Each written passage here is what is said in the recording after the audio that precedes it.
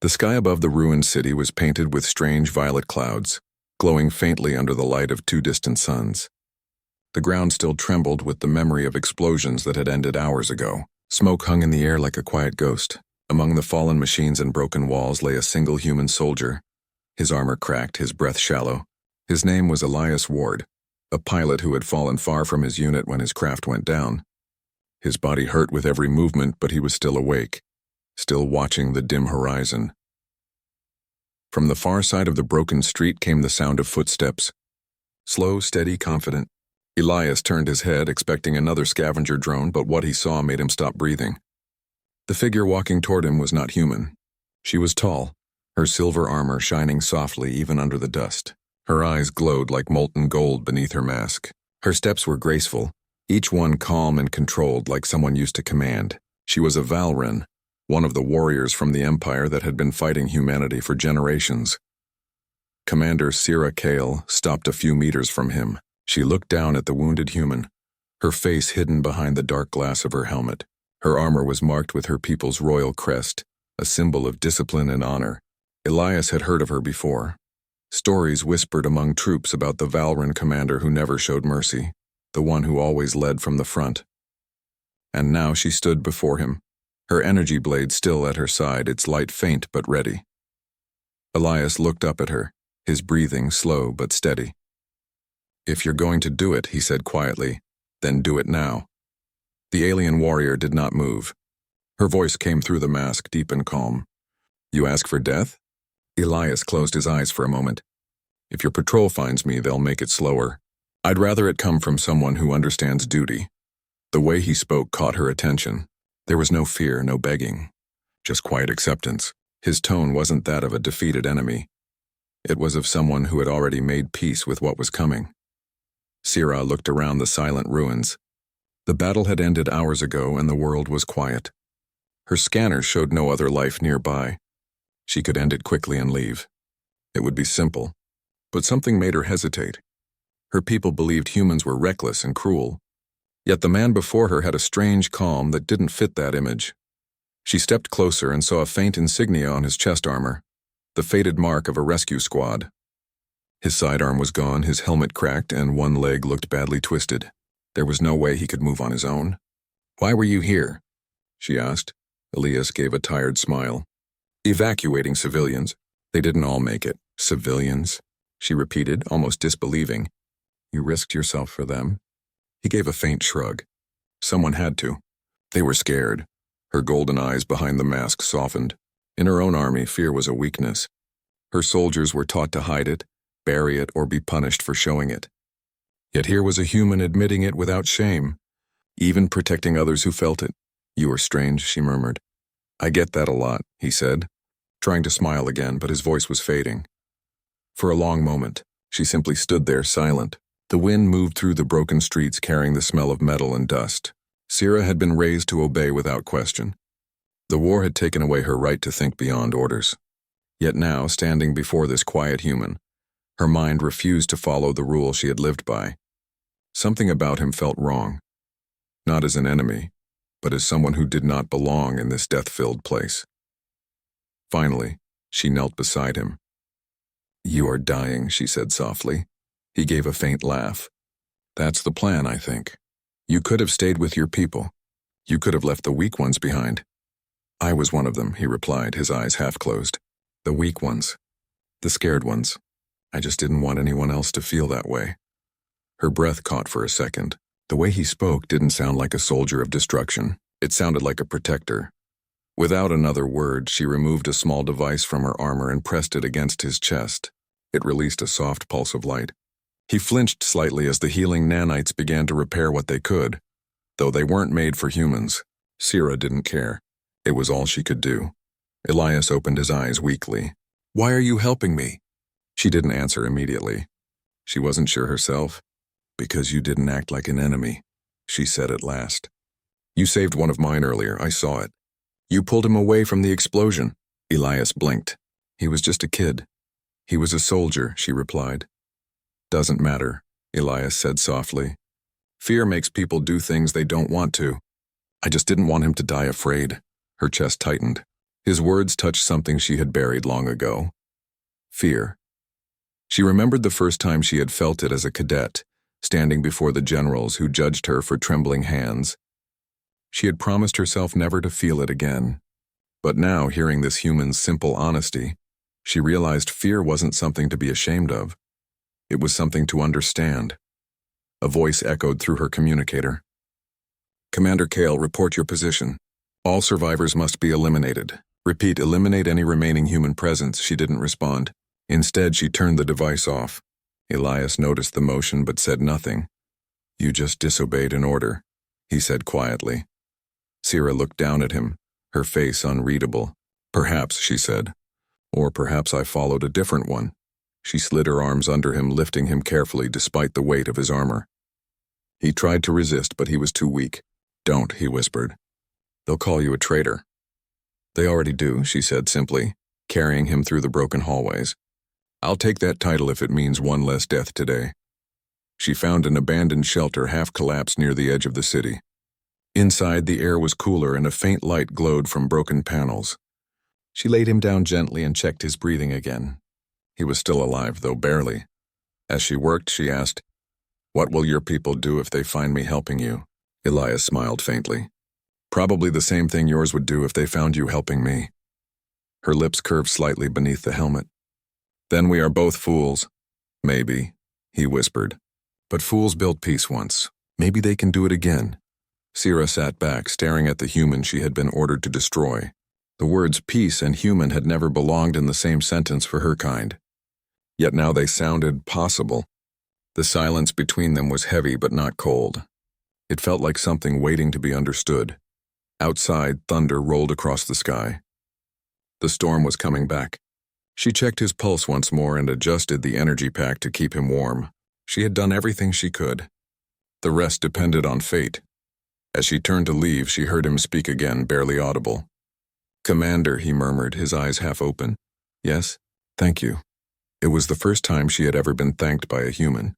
It felt strangely powerful, almost sacred. She stayed there for a long moment, listening to the soft rhythm of his breath. For reasons she couldn't explain, she decided she would not leave him.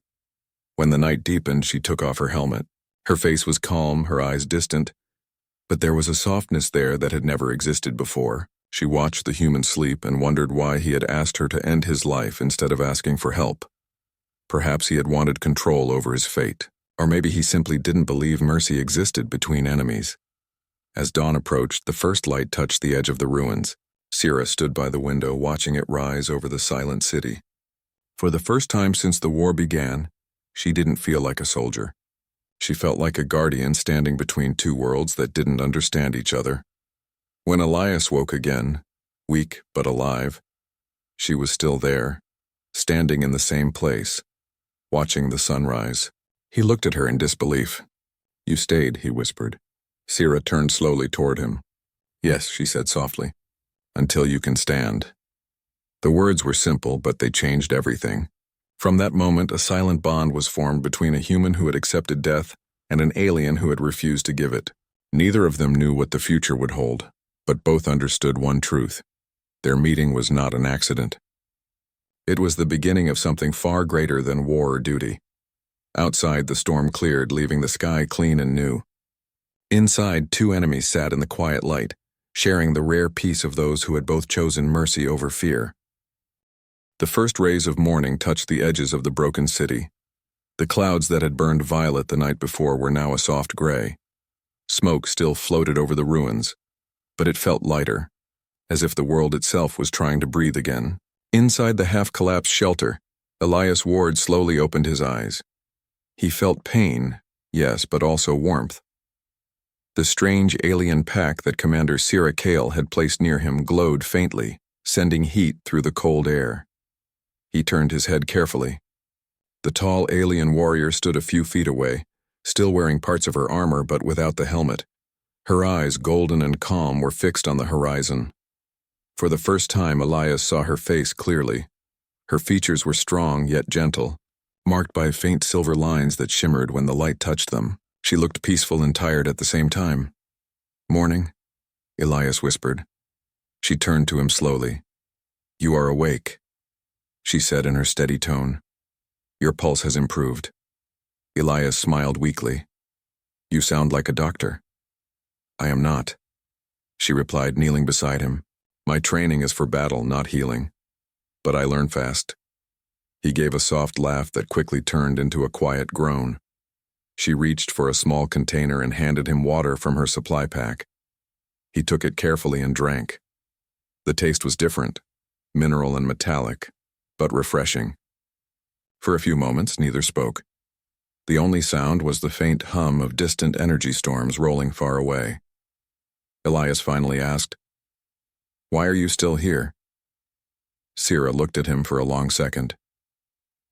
"Because you are still alive," she said simply. "That's not an answer," he said gently. Her gaze softened. "Maybe it is," she whispered. "Your people and mine have been fighting for so long that life itself became unimportant. I stayed because I wanted to remember what it means to protect life instead of ending it." He watched her carefully. There was something honest in her tone, something human almost. He had spent years on the front lines and had seen many faces hardened by war, but hers looked different now. He could tell that she was struggling with something deep inside. "Do you regret saving me?" Elias asked. Sira shook her head. "No, but I do not understand it yet." As the day grew brighter, she moved around the room, collecting parts of broken machinery and reassembling them into a small transmitter. She was trying to send a short message to her fleet, pretending to be on a reconnaissance mission so they would not come looking for her. Elias watched her work in silence. Her movements were precise, almost graceful, but there was tension in every motion. When she finished, she sat down opposite him. "The patrols will search this area soon," she said quietly. "We must leave before that happens." "We?" Elias repeated. "Yes," she replied. "You cannot walk far, but I can carry you. There is an old outpost in the hills. It may still have medical equipment." Elias smiled faintly. "You plan well for someone breaking every rule in her book." Sira's eyes glimmered. "Rules are written by those who never stand on the battlefield. I have learned that real honor does not always follow orders." He nodded slowly. "That's something humans learned a long time ago." She looked curious. "Your people often speak of honor, but also of freedom. Which is more important?" Elias thought about it for a moment. "Freedom," he said softly. "Because honor means nothing if it's forced." Her golden eyes lingered on him. "Strange," she said.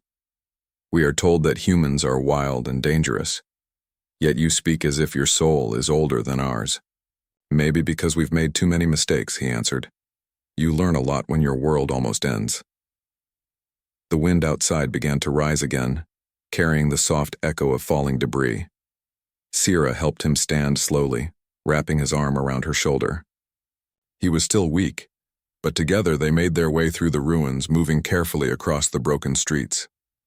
The sight of two supposed enemies walking side by side would have been unthinkable to anyone else, but to them, it felt strangely natural. Hours passed as they climbed out of the city's remains and into the rocky hills. Every step tested Elias's strength, but he refused to stop. At one point he stumbled, and Sira caught him before he fell. Her grip was firm, but gentle. "You push yourself too hard," she said. "I don't like slowing people down," he replied, breathing heavily. "You are not slowing me," she said softly. "You remind me what patience feels like." That made him laugh, even through the pain. "I think that's the first time a Valren ever thanked a human for anything." She smiled slightly.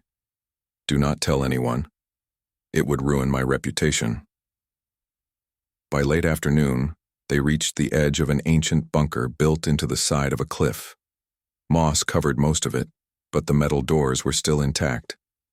Sira scanned the entrance and then pressed her hand against a cracked control panel. The doors opened with a long hiss of old air escaping. Inside, the corridor glowed faintly blue, still powered by weak energy cells that had somehow survived the years. She guided Elias inside and found a small chamber where medical pods stood against the wall. Most were dead, but one still had light running through it. She activated the controls and studied the readings. "It might stabilize your system," she said. "But it's not built for humans. There could be risk." Elias looked at her and smiled faintly. "After what we've been through, I think I can handle risk." She helped him into the pod and monitored the data carefully. The light surrounded him, soft and rhythmic. For several minutes, neither spoke. The air hummed quietly, the only sign of life in the empty outpost. When she finally stepped back, Sierra felt something shift inside her. Watching him breathe steadily made her realize how fragile life was, no matter the species.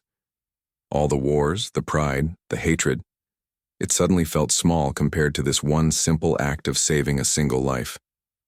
While he rested, she moved through the outpost, searching for supplies. She found old rations, a few energy cells, and a rusted communication terminal. When she activated it, static filled the air, followed by a familiar voice from her command ship.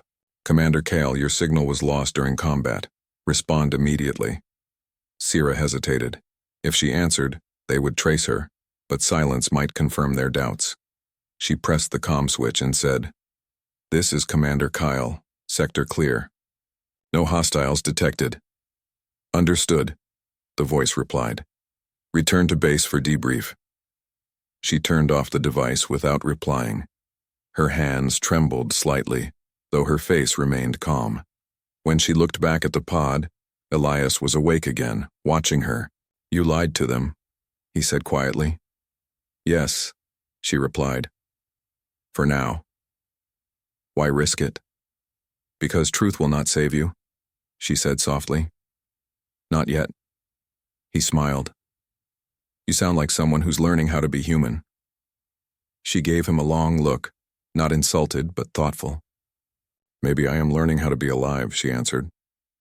They spent the night inside the bunker. Outside, the stars returned, shining through the cracks in the roof. Elias told her about Earth, about oceans that moved like breathing giants, about trees that whispered when the wind passed through them. Sierra listened silently, her eyes reflecting the soft glow of the stars. To her, it sounded like a dream, a place that existed only in stories. When he finished, she said quietly, "Your world sounds peaceful."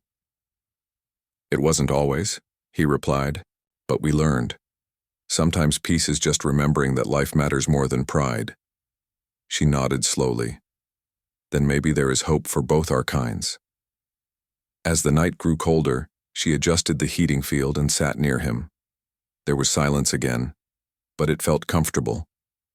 Two enemies, two survivors, sharing warmth in the middle of a forgotten war. Before he closed his eyes, Elias whispered, "Thank you for not giving up on me." Sierra looked at him quietly. "You gave me a reason not to," she said. When he finally fell asleep, she sat beside the pod, watching the stars fade one by one. For the first time since she became a commander, she did not think about victory or defeat. She thought about choice, how one small act of mercy could rewrite the story of entire worlds. In the quiet hum of the old bunker, Sierra Kale made a silent promise. She would protect this human until he could return home, even if it meant facing her own people. She didn't know what tomorrow would bring, but deep inside, she felt certain of one thing. Their meeting was no accident. It was the beginning of change. And as dawn broke again, the first light of a new day fell across their faces. Two souls from different worlds bound by a single decision that had already begun to alter the fate of both species. Days passed quietly inside the old bunker.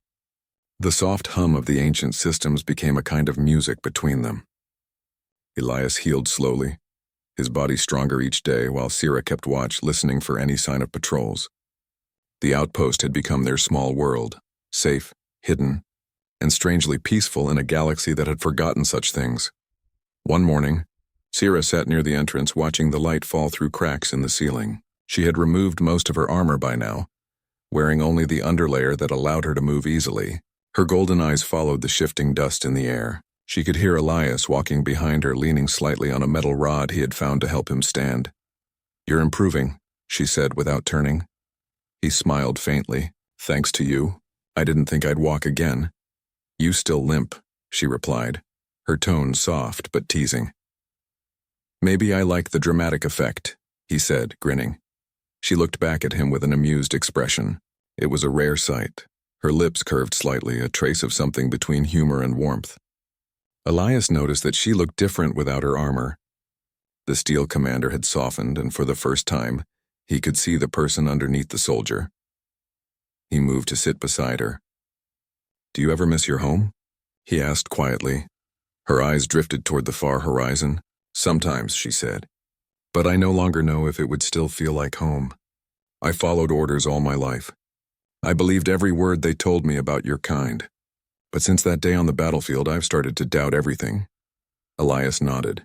I know that feeling. I used to think every Valryn was just waiting to destroy us. Then I met you. She turned toward him, her eyes softening. And now? Now I think I was wrong, he said. You saved my life when no one else would have. Sierra looked away, her voice quiet.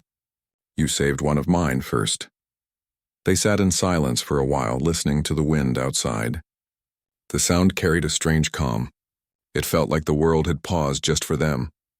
Later that day, Sierra repaired a small scout drone she had found among the wreckage. She wanted to map the area around them and check if the patrols were near. Elias helped her connect the power cells, his hands steady despite the old burns on his fingers. They worked together without words, the silence between them comfortable.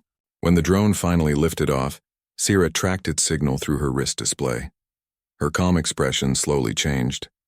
The readings showed a squad of Valryn troops moving toward the valley, her own people. They were searching the sector.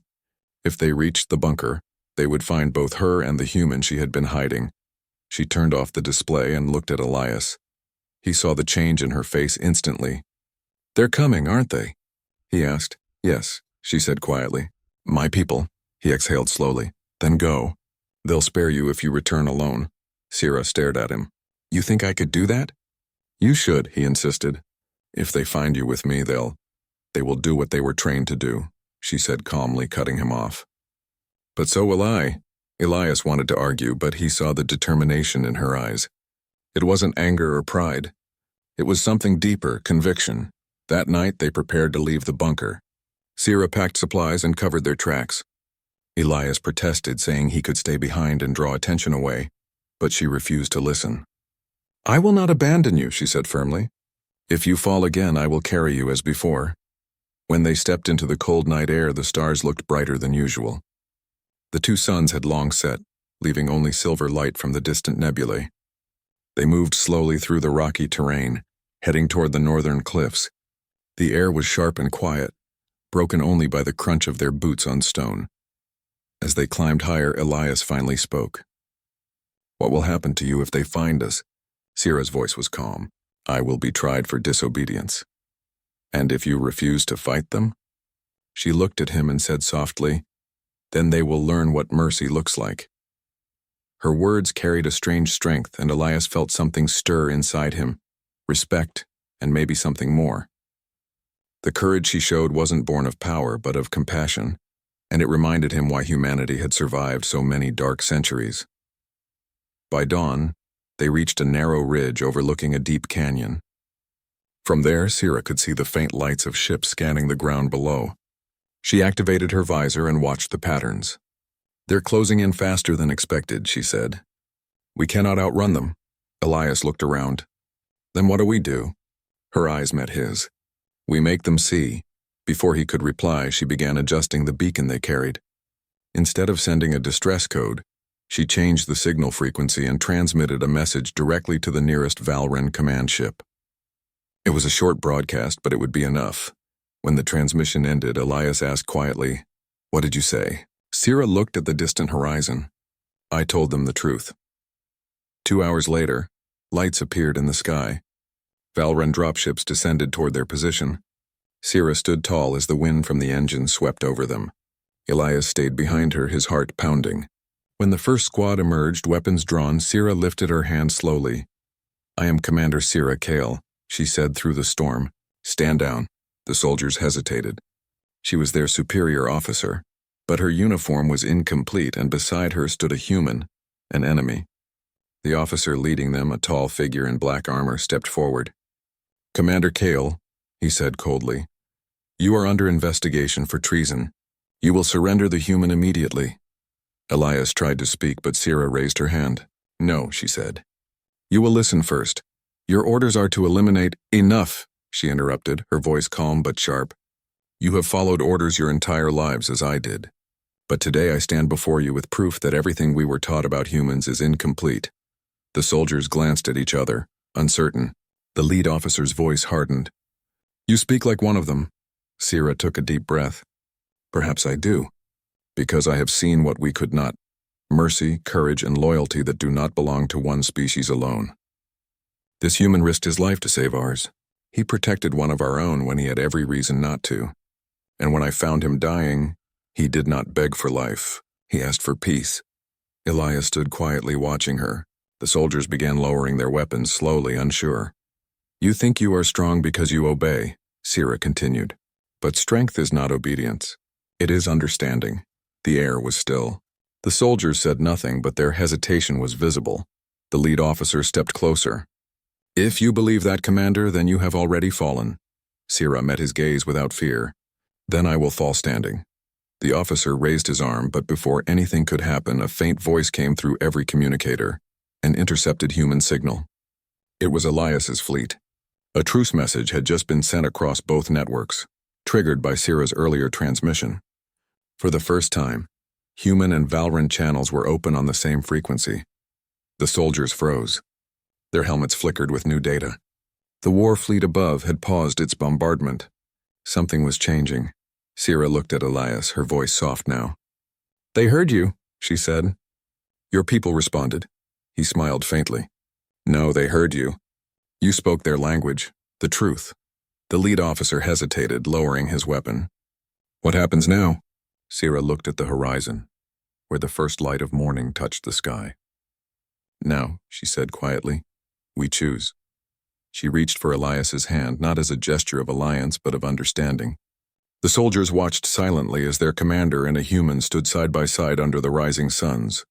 In that quiet moment, no one fired, no one shouted. The wind moved softly through the canyon, carrying away the last echoes of hate. For the first time in generations, silence meant peace. The twin suns rose slowly over the canyon, turning the cliffs gold and crimson. The storm that had followed them for days was finally gone, leaving the sky clean and wide. Elias Ward stood beside Commander Sira Kale, both silent as the light touched their faces. Around them, the Valren soldiers stood uncertain, their weapons lowered, their orders forgotten. For a long moment, nobody spoke. The only sound was the soft wind moving through the rocks. Then Sira stepped forward, her armor gleaming faintly in the dawn. She looked at her soldiers, her people, and said, "You were trained to fear them, to hate them. But look at him." All eyes turned to Elias. He stood without armor, without weapon, weak but unafraid. He met their stares quietly. His breathing was uneven, but his gaze was steady. Sira's voice carried across the ridge. "He had every reason to destroy us, yet he protected one of our own. If that is weakness, then I would rather be weak forever." No one answered. The lead officer, still standing near the dropship, watched her carefully. "The council will not forgive this," he said. "I do not ask forgiveness," she replied. "Only understanding." He hesitated, then gave a small nod and signaled his troops to lower their weapons completely. The tension that had hung between the two sides for centuries seemed to fade just a little. It was fragile but real. Sira turned back to Elias. "You should go," she said softly. "Your people are waiting for you." He looked at her, unsure what to say. "What about you?" "I will face my council," she replied calmly. "I made my choice the day I refused your last request." He smiled faintly. "The best wrong decision anyone ever made." A faint smile touched her lips too. "Perhaps." An hour later, the human fleet sent a small medical shuttle down through the clouds. The silver craft hovered above the canyon floor, its engines humming softly. Sira helped Elias walk toward it. The Valran soldier stood aside, watching in silence. When they reached the ramp, he turned to face her. "You know," he said quietly, "the galaxy will never understand what you did here." "Then we will teach them," she said. He reached out his hand. For a brief moment she looked at it, an unfamiliar gesture from a species she was taught to despise. Then she took it firmly. Her hand was larger, her skin faintly glowing under the morning light. "Thank you," he said. She nodded once. "Live, Elias Ward, make this mean something." He stepped onto the shuttle. As it rose into the air, he looked down and saw her standing alone on the ridge, her silver armor bright against the red earth. The image stayed with him long after the ship vanished into the clouds. Days later, on the human flagship Resolute, Elias woke to the soft sound of monitors. His wounds had healed enough for him to move again. A young doctor smiled as she entered. "You've been unconscious for 2 days," she said. "You're lucky," Elias smiled faintly. "I think luck had help." He spent the next few days in recovery, answering quiet questions from officers who wanted to understand what had happened. They didn't believe everything at first, an alien commander helping a human soldier. But when the Valren Council requested a ceasefire meeting, everything changed. The war that had burned for generations paused for the first time. Elias was invited to the first peace gathering. He almost refused. He wasn't a politician or a diplomat, but deep inside he knew Sira would be there, and somehow that mattered more than any title or speech. The meeting took place on a neutral moon, a quiet world of silver fields and long shadows. The great hall built for the event shimmered with transparent walls showing the stars beyond. Inside, humans and Valren delegates faced one another across a long table. Suspicion hung in the air, but so did hope. Elias entered slowly, his steps still uneven. Across the hall, Sira Kale stood beside her delegation. She was no longer wearing command armor. Her uniform was simple, marked only with a small crest of peace, a symbol not seen in either empire for centuries. When their eyes met, neither spoke, but both smiled faintly. The talks lasted for days. Old wounds were reopened, and every sentence felt heavy with history. But each time tempers rose, Sira's calm voice brought silence. When one of the Valren generals accused humans of deceit, she replied gently, "If I believed that, I would not be here today." And when a human admiral demanded proof of Valren sincerity, Elias stood up slowly and said, "You already have it. You just don't want to admit it came from someone you were taught to fear." His words echoed through the hall.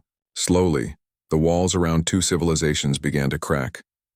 On the final day, a simple agreement was signed.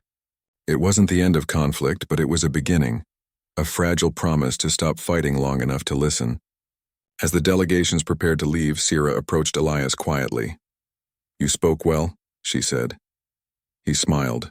"I just said what you taught me." "I only reminded you of what you already knew," she replied. They walked outside the hall together. The air was cool and clean.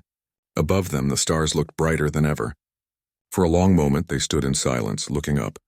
Sira spoke first. "Do you believe peace will last?" Elias sighed softly. "I believe it can if people like you keep reminding others that mercy isn't weakness."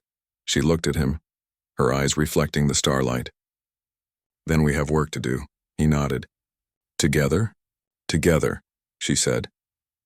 From that day forward, the name Elias Ward became known not as a soldier but as a bridge between worlds. And beside that name, always written in the records of both species, stood another, Commander Sira Kale, the warrior who refused to obey hate. Months later, Elias visited Valren Prime under official invitation. The planet was unlike anything he had imagined, a vast world of crystal plains and tall spires that sang softly in the wind. The people watched him with cautious eyes, but they did not turn away. Some even nodded in quiet respect. Sira met him at the city's edge, dressed in light armor this time, the crest of peace shining over her chest. "You came," she said, her voice calm but warm. "I told you I would," he replied. "Besides, someone has to check if you're treating the humans nicely." She tilted her head slightly. "We are learning, slowly," he smiled. "That's how it starts." They walked through the wide halls of her world, speaking of small things, music, stories, the way rain sounded on different planets. For a moment it felt like neither belonged to a uniform or a species. They were just two souls who had seen too much war and wanted to remember what peace felt like. Before he left, Sira took him to a tall balcony overlooking the shining city. "Do you know what our word for peace means?" she asked. Elias shook his head. It means the breath after the storm, she said softly. You gave us that breath. He looked at her quietly. You gave it to me first. A soft wind moved between them, carrying the faint hum of distant song towers. The light of the two suns fell across her face, and for a moment, Elias thought she had never looked more human. When he returned to Earth months later, the world was changing. Trade ships from Valren space arrived in orbit carrying art, medicine, and hope. People were still afraid, still cautious, but the fear was softer now. It was no longer a wall. It was a bridge waiting to be crossed. On the day the peace treaty was officially declared, Elias stood on a stage before a vast crowd. Cameras and screens lit up across the worlds. He spoke simply, his voice steady. Once I asked for death, he said. But someone taught me that life, every life, is a promise worth keeping. We were enemies because we chose fear. Today we choose understanding. And I promise you this. If one soldier and one warrior could find peace in the ruins of war, so can we all. The crowd fell silent, then erupted into applause that echoed across continents. And far away on Valren Prime, Sira Kale watched the broadcast from a quiet balcony. She smiled faintly as his words filled the air. When the reporter asked Elias what he would do next, he said only, I'll visit her again. There's still much to learn, and so he did over time. The legend of their meeting became a story told in schools and homes across both worlds. A story of mercy, courage, and the strange, unbreakable connection between a human and an alien who chose compassion over war. In the end, neither was remembered as soldier or commander. They were remembered as something far greater. Two souls who changed the fate of the galaxy, not through power, but through kindness. And every time the suns rose over the new dawn of peace, their names were whispered together, Elias Ward and Sira Kale, the ones who proved that even in the darkest corners of the universe, humanity still meant hope.